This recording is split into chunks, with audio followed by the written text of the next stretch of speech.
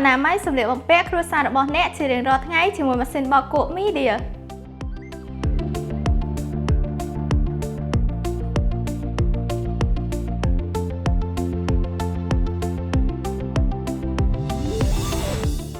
ម៉ាស៊ីនបោកគក់ Media រចនារូបរាងព្រះច័ន្ទជាមួយអេក្រង់ឆ្លាតវៃងាយប្រើមើលកម្មវិធីបានច្បាស់កំណត់និងតាមដានដំណើរការបោកគក់បានទាំងមូល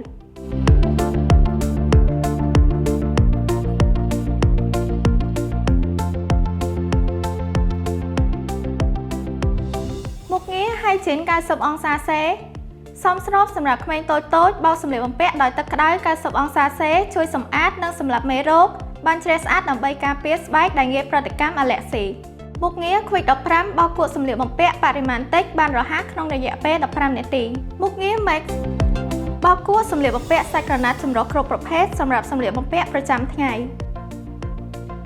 ជម្រើសសីតុណ្ហភាពបានច្រើនដើម្បីបោកគក់សម្លៀកបំពាក់គ្រប់ប្រភេទទឹកត្រជាក់បោកគក់ថែទាំពណ៌សម្លៀកបំពាក់ទឹកក្តៅ20អង្សាសេ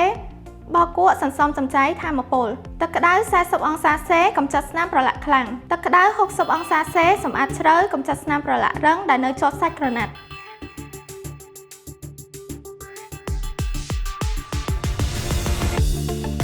ជ្រើសរើសម៉ាស៊ីនបោកគក់ Media ដើម្បីថែរក្សាអនាម័យបោកគក់សម្លៀកបំពាក់គ្រួសាររបស់អ្នកជារៀងរាល់ថ្ងៃ